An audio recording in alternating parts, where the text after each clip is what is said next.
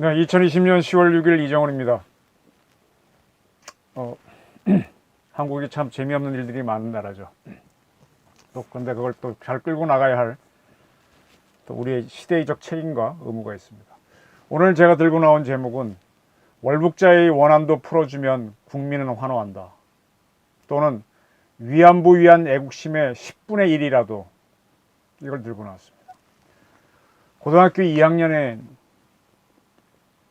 그 해수부 북한으로 갔다가 무참하게 피살된 해수부 공무원의 아들, 고등학교 2학년생이죠. 그 학생이 대통령님께 묻고 싶습니다라는 제목으로 문재인 대통령한테 손편지를 보낸 게 화제가 됐습니다. 네.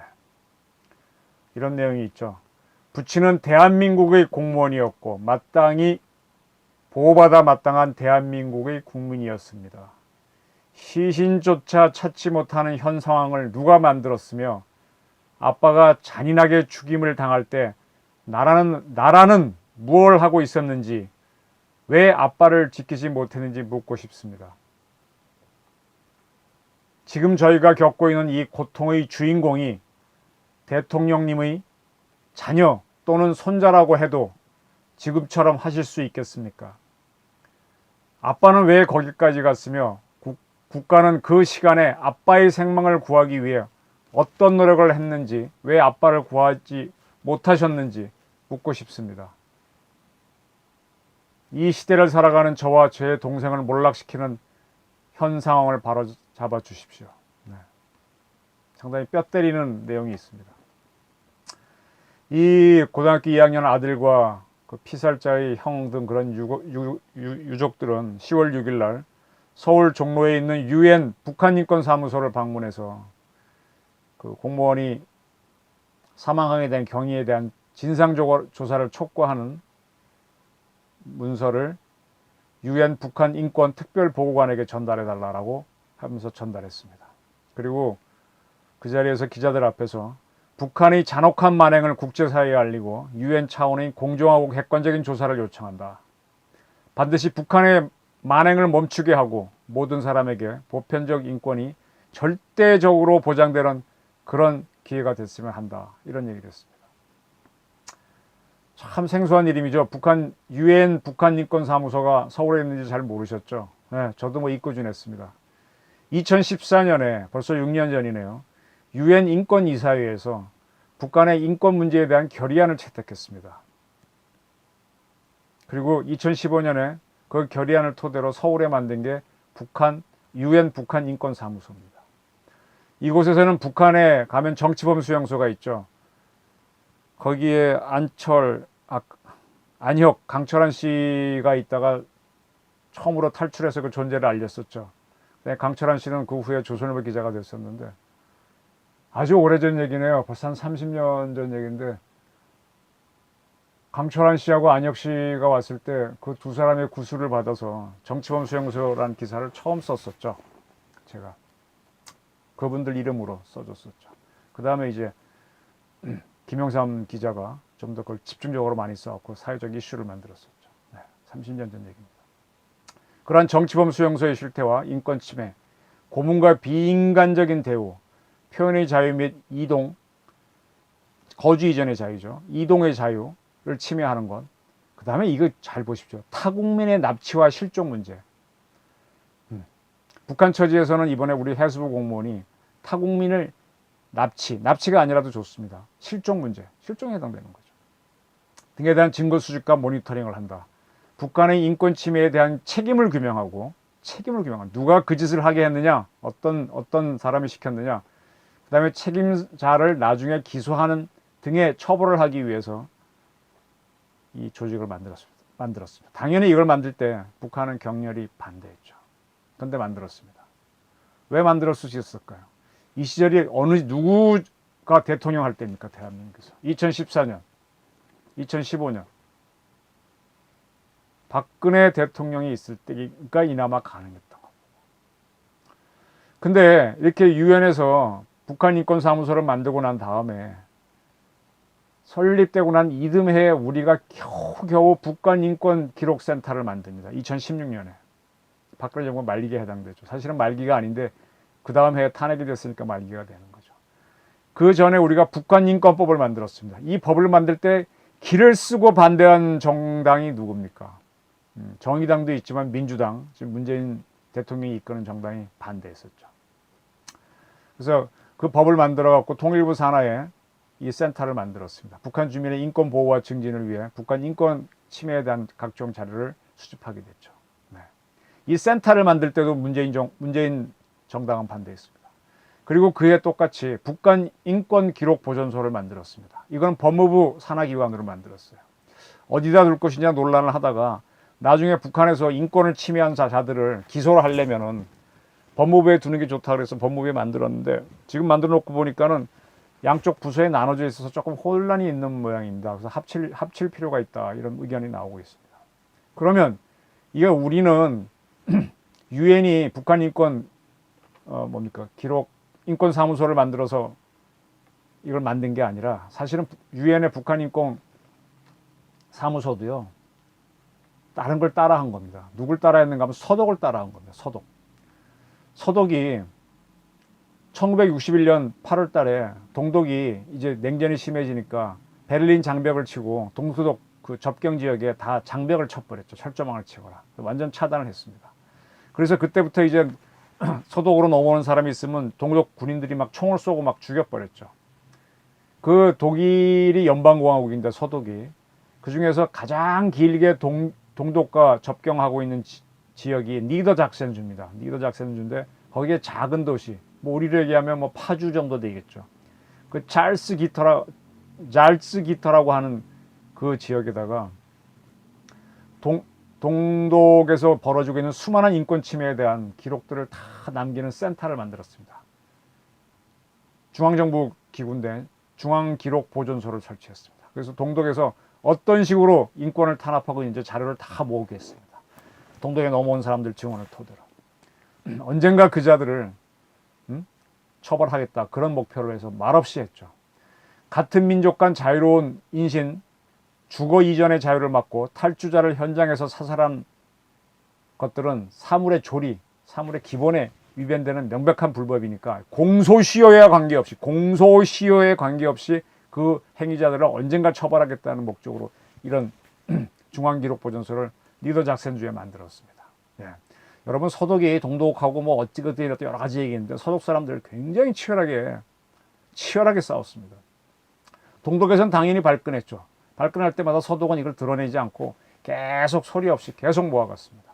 그 다음에 나중에 90년에 통일됐을 때 여기 있는 자료를 가지고 그때 책임자들 하나하나 처벌에 들어갑니다. 나중에 용서하는 건 나중에 얘기고요. 하나하나 따지고 들어가서 역사적인 기록을 만듭니다. 네, 이렇게 독하게 해야 됩니다. 네.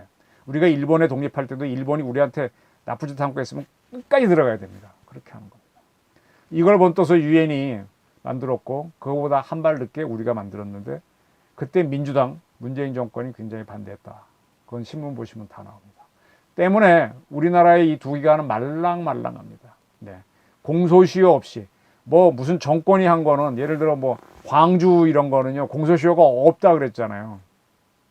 그래서 전두환 노태우를 잡아놨는데 북한 인권에 대해서는 그런 소리 안 하는 게 이 문재인 정권 사람들입니다.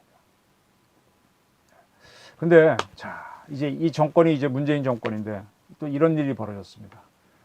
아까 그 두 개의 정부 기관 말고 별도로 민간 기관에서 윤여상 씨가 소장으로 있는 곳인데 북한 인권정보센터라고 있어요. 이거는 우리 정부에서 이 두 기관을 만들기 전에 민간에서 먼저 만들었어요. 2003년도에 만들었어요. 그래서 북한서 온 사람들을 다 얘기를 들어서 어떤 자들이 어떻게 인권 탄압을 했는지 민간 차원에서 만들었습니다. 17년 동안 7만 4천 건의 인권 피해 사건을 조사하고 4만 6천 명의 사람들을 만나서 데이터를 모으는 센터가 있습니다. 근데 이런 민간 기구가 뭐 돈이 있겠습니까? 어떤 뭐 정부의 지원을 받아서 하는 건데 이게 문재인 정부 들어서서 여기다 돈을 끌어버립니다. 원래 완전히 끊어졌습니다. 그리고 이제 그 인권조사는 북한 인권조사는 아까 통일부하고 통일부 말고 이제 총리실 산하에 있는 연구단체죠. 통일연구원이라고 있습니다. 뭐 통일연구원. 네, 어쨌든 국무총리 산하에 있는데 거기서만 조사를 하게 하고 그 다음에 이제 유엔 인권 서울사무소가 조사한 것도 그걸 뭐 유엔이 하니까 허가고 세 군데만 하게 해버리고 나서요. 그 다음에 민간단체인 북한인권센터는 조사를 못하도록 30% 축소하라. 올 1월 달에 그렇게 이제 했다가 3월에는 아예 이 단체는 전면적으로 조사하지 못하게. 그러니까 하나원에 북한에서 온 사람들이 처음에 하나원서 입소해갖고 우리나라 남한 적응 훈련 하잖아요. 그때 이제 한 3주차쯤 되게 되면 이렇게 그런 설문조사를 하고 했는데 그걸 이제 못하게 했죠. 뭐 여기에 대해서는 갑론을박합니다. 너무 통일부는 아니다, 쟤네들이 안 한다 그랬다 그렇게 주장하는데 돈을 끊고 못 끌어버리니까 그럼 뭐 하지 말라는 거니까 안 한다 이렇게 되는 거죠. 네, 그렇습니다. 이렇게 우리는 이 정권은 북한 인권에 대해서 별 관심이 없어요. 아직 김정은하고는 뭐 어떻게 해보려고 하는데 그 고통받는 잘 먹고 잘 사는 김정은하고는 그렇게 하면서 북한 인권에는 관심이 적어요. 이게 제가 굉장히 불만입니다. 지금 어느 쪽으로 지금 우리 해수부 공무원 사건을 돌리려고 하는 게 보이는데 이런 기사들이 나오죠. 그 피살된 해수부 공무원이 자기 스스로 북한으로 간 월북이라고 결론 나오면은 순직이 아니기 때문에 사망했지만 순직이 아니기 때문에 연금과 보상금을 받지 못할 가능성이 높다. 이런 이야기가 슬슬 흘러나옵니다. 순직이면 한 2억 원 이상, 2억 원 넘게 받는데 순직은 아닌 걸로 보이죠. 순직이 아니면 이걸 못 받고. 그 다음에 이분이 공무원 생활하는데 늦게 들어가서 8년 정도밖에 안 됩니다. 10년 해야만 연금이 나오는데 모르겠어요. 이분이 군복무를 했을 테니까 군복무를 합산하면 10년이 될지 모르겠네요. 근데 어쨌든 10년 이상 해야만 연금이 나오는데 현재 8년만 했기 때문에 군복무 여부는 모르겠지만 어떻게 되는지 모르겠지만 현재로서는 어렵지 않겠느냐. 그러면 이제 공무원이 돌아가시면 그 가족들이 50%인가 60% 받을 수 있는데 그것도 연금 못 받으면 그것도 없다는 얘기죠. 결국은 퇴직 일시금만 받는다. 이런 식으로 툭툭 기사가 나오고 있습니다. 이게 뭡니까? 피살된 공무원 월북한 거 아니냐는 쪽으로 이렇게 굳히기 위한 기사들이 나오는 거죠. 대통령이 한마디 했네요. 강민석 청와대 대변인이 그 아들이 해수부 공무원 아들이 손편지 보냈다는 기사가 도하신문에 났기 때문에 대통령의 말씀을 이렇게 옮겼습니다. 아버지를 잃은 아들의 마음을 이해한다. 나도 마음이 아프다. 해경이 여러 상황을 조사 중에 있다. 해경의 조사 및 수색 결과를 기다려보자. 어머니, 동생과 함께 어려움을 견뎌내기 바라며 위로를 보낸다. 이렇게 문재인 대통령이 얘기를 했답니다.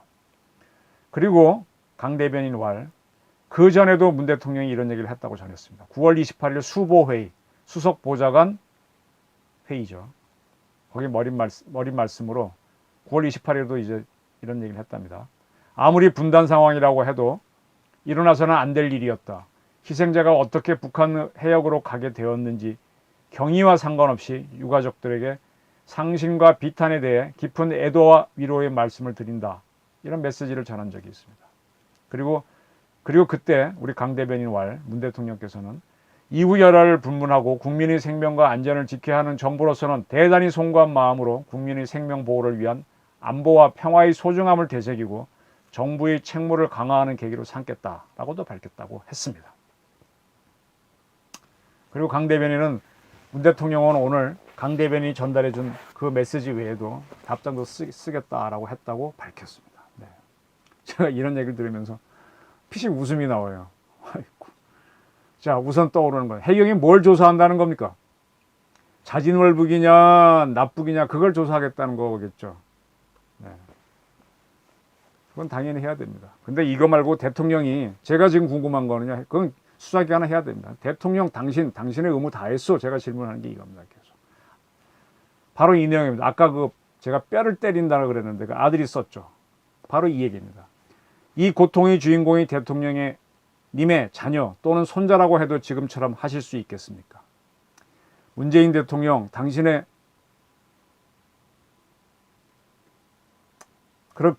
당신이 당했더라도 이렇게 해경에 조사나 하고 있겠습니까? 묻는 거죠. 아주 어린 학생. 아빠는 왜 거기까지 갔으며 국가는 그 시간에 아빠의 생명을 구하기에 어떠한 노력을 했는지 왜 아빠를 구하지 못하셨는지 묻고 싶습니다. 네. 대통령한테 이건 월북을 했던 납북이 됐던 이 아들은 물을 수 있는 거죠. 왜 국민 보호의 의무를 다 안 하시고 왜 원한을 못 갚아줍니까? 이 얘기입니다. 대통령 각하. 무슨 얘기인지 아시겠습니까? 해경 조선화시키는 건 그건 당연한 거고요. 그거 말고 당신의 의무를 하라는 겁니다. 저는 이 말을 문 대통령이 이북 가서 남쪽 대통령이라 그랬죠. 남쪽 대통령은 당신의 가슴 속에 깊이 깊이 새겨넣으셔야 됩니다. 제 옛날 자료를 하나 좀 공개할게요. 참 거북한 내용인데요. 1943년 우리 땅에서 발행된 경성일보하고 매일신보에는요, 일본군 위안부를 모집한다라는 광고가 실린 사실이 있습니다. 그러면 이 광고를 보고 위안부가 되려고 갔다는 사람이 있다는 뜻이겠죠. 바로 일본은 이걸 근거로 위안부를 강제로 끌고 가지 않았다. 물론 그들은 그거 말고 다른 자료도 더 있는 것 같습니다. 그리고 일본 사람들은요, 제가 몇 차례 얘기했죠. 종군 위안부라고 하는 책이 70년대에 일본 기자가 썼고, 그 책에 의하면, 또 다른 자료에 의하면 우리보다 훨씬 더 많은 종군 위안부를 일본에서 저런 광고를 내가 모집한 사실이 있습니다.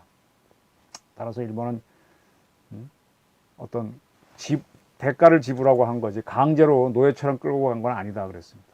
근데 그 시절에 뭐 일본은 그랬는지 모르지만 44년도에 우리 땅에는 우리 정부가 없었어요. 일본의 총독부가 우리를 보호해줍니까? 식민지 기관인데. 우리 임정이 있었지만 임정은 중국에서 상해에 있다가 중경으로 쫓겨가서 간신히 살고, 이승만 대통령도 뭐 하와이에서 어렵게 지낼 때인데 누가 우리 국민을 보호합니까? 그러니까 뭐 어떻게 하든 간에 뭐 겁을 줘서 데려갔겠죠. 네. 그랬습니다. 그리고 나서 이제 우리가 일본하고 국교를 정상화해서 살아보려고 할 때, 일본과 기본자약을 맺고 청구권 협정을 맺을 때 박정희 정부는요, 이 위안부 있었다는 얘기는 알고 있었잖아요. 그래서 그분들한테 배상을, 청구권 돈을 받아서 배상하려고 그랬습니다. 그래서 신고를 하려고 그랬는데 65년도에는 한 사람도 나타나지가 않았어요. 그때 그게 창피한 거였습니다. 그 다음에 그게 나중에 60 때 이화여대 윤정옥 영문과 교수가 일본 종군 위안부라는 책을 보고 한국에서 조사를 해갖고 드디어 이제 있다라고 하게 되고, 그 중에 한 할머니가 내가 종군 위안부였어 라고 하면서 우리 쪽에서 이제 난리가 나는 거죠. 그래서 터져나오는 겁니다. 그리고 이제 종군 위안부에 대한 배상을 하라, 사과를 하라는 요구를 했는데 일본이 65년도에 일괄해서 다 했다라고 일치 안 하고 버텼던 거 아닙니까? 역대 어떠한 정권, 김영삼, 김대중, 그다음 노무현, 이명박 아무도 못 받아낸 위안부 사과를 누가 받아냈어요? 박근혜 대통령이 받아냈잖아요. 아베로부터. 그리고 돈도 받아냈지 않습니까? 근데 그걸 뒤집어 버린 게 누굽니까? 문재인 현 대통령 아닙니까? 잘못됐다고 그게. 그래 놓고 더 이상 더 나가지도 못하고 있잖아요, 이 정부는. 그러나 문재인 대통령도 박근혜 대통령이 한 거를 부정하긴 했지만 일본이 위안부 제도를 유지했다는 것에 대해서는 입장은 같은 겁니다. 네. 그거 왜 부정했는지 저는 모르겠는데 더 좋은 조건 받아내지도 못하는 주제에 부정만 해놨습니다. 어쨌든 우리 입장에서는요, 우리 국가도 없고 아무것도 없을 때입니다.